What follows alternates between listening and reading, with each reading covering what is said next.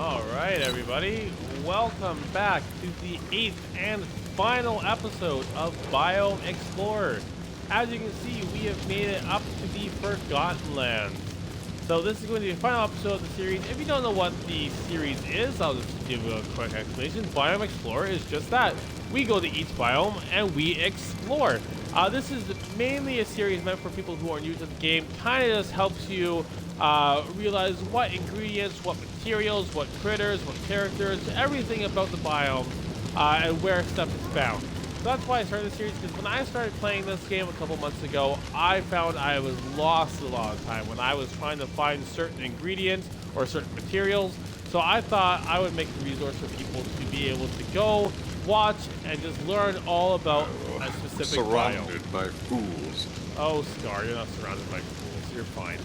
Okay, so let's get into it. So where are we right now? We are in the Forgotten Lands. So this is located right above the Sunlit Plateau. I'll just move past Wally's truck here. So there's a Sunlit Plateau right here. And then you just come up here. It kind of starts to get dark when you come in this area. And then up here, we have the Forgotten Lands. So this is going to cost you 15,000 Dreamlight. This is the most expensive biome to get into. So make sure you are doing those Dreamlight duties. Make sure you're playing the game. That's the only way you're going to save up enough Dreamlight to access these places, if you're constantly doing your duties and playing the game and progressing in the game. That's my #1 tip to everyone, is make sure you do your Dreamlight duties. Alright, so let's get into it. So we always talk about the flowers first when we get to these biomes. So let's talk about them here. So we have two types of flowers up here. We have the nasturtiums, which are these ones right here. So we have red, yellow, and orange nasturtiums. And then we also have these ones right here. We have, these are called impatiens. We have purple impatiens and yellow impatiens. So these are the 5 types of flowers up here. And then let's transition into the spices, which we have one right here. So the spice up here, like every biome has one spice. The spice up here is ginger. So again, these spices are used in a lot of cooking recipes, so make sure you're collecting those ones. And let's talk about other ingredients up here. If you haven't watched the other videos in this series, go check them out. They're on the Biome Explorer playlist on my YouTube channel, so go check those out. But if you haven't seen that, you will be unaware that I have moved all my fruit bushes and trees into my meadow area, so I can just quickly and efficiently harvest all the fruit all at once. But that being said, there was some fruit bushes and trees up here, so let's go over that quickly. So if you came up here, there would be some apple trees up here and some gooseberry bushes up here. So not really missing out on too much there, but I just thought I would mention that just in case. And then also up here, once you fully upgrade Goofy's stand here, you get 3 new seeds. You get potato seed, leek seed, and you get the glorious pumpkin seed. These pumpkin seeds, they are expensive to buy, but man, can you make a profit off of them. They are just... that is the best way to make money in this game. I'll tell you that right now. I'm gonna put out a video with tips and tricks later on, but I'll just, this is a free tip in this video. The best thing you can do, grow a bunch of pumpkins, and instead of selling the pumpkins outright, go to a cooking station, put 3 pumpkins into the cooking pot, cook up a thing of grilled vegetables, do that for as many pumpkins as you have, and then sell them. You will make a ton of money with very minimal effort. It is the best trick I've learned in this game, is to just make the grilled veggie platters out of 3 pumpkins. So there's a free tip for you. Alright, so let's move on. Let's talk about some the critters up here before we get into materials. So there's one right here. So up here we have the ravens. Now these guys are picky. So their like foods are 3 and 4-star meals, and their favorite foods are 5-star meals. So make sure you have some cooking stuff ready for them when you come up here. I don't currently, so I'm not even going to bother trying to feed this guy. I don't want to make him upset. Alright, so let's get into materials up here. Let's start with the mining spots. So we have 6 mining spots up here like we do in every biome. So you are able to mine stone and coal from these biomes, as well as iron. And you're also able to get gold nuggets, and for the first time you are able to get crystals up here as well.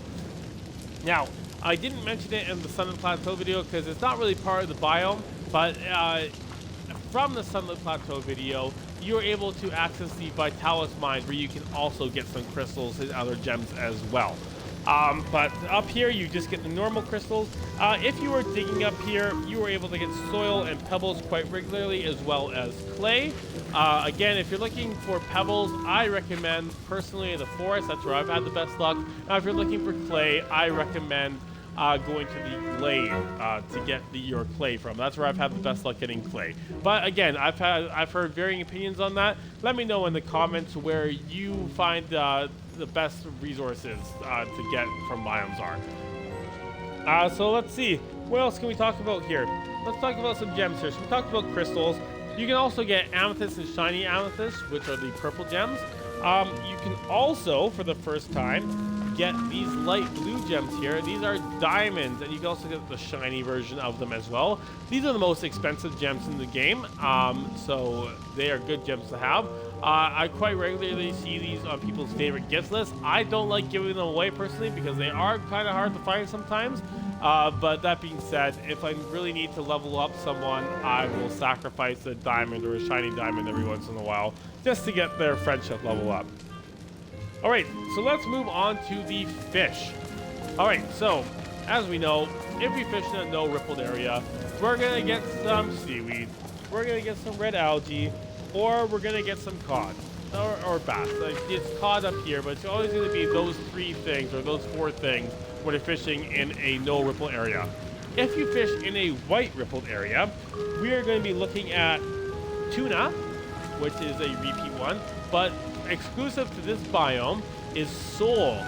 So that's a really cool one. I like this biome for fishing because it has 3 exclusive fish. So sole is one of them.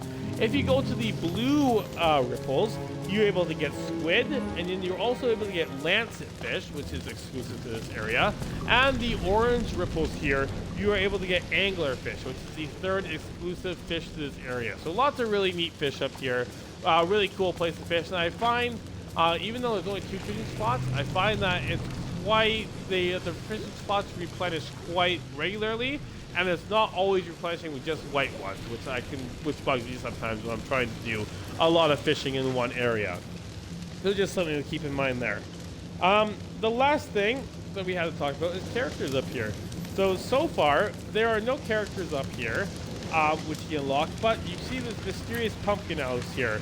Now, I've looked online, and I've seen a bunch of theories, and I don't know what's going to happen. My best guess was that this is probably going to be Cinderella, because Cinderella, if we all know the story of Cinderella, we all know the Disney movie Cinderella. Her pumpkin or her coach turned into a pumpkin, so I think it's going to be Cinderella or something along the lines of that. Let me know in the comments, what do you think this pumpkin house is going to be? Who do you think is going to be in here? The lights are on, there's obviously someone there, but as you can see, we have no way of accessing it. If you go to the furniture menu, you can't even move it around. It is just stuck in place right now. So let me know in the comments what you think is in that house, or who you think is in that house.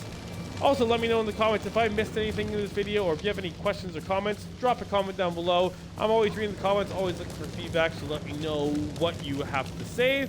As always, if you could please like and subscribe to the channel, that would really help me out. Let you know you're enjoying the content and finding that you're learning some stuff or it's helping you out. Again, this series was meant for people who are just starting the game. So if the information was a bit easy for you, then that's fine. Just stay tuned for the next series, Critter Patrol, where we go over everything for each critter and each biome in depth. All right, we'll see you in the next video. Thanks, guys.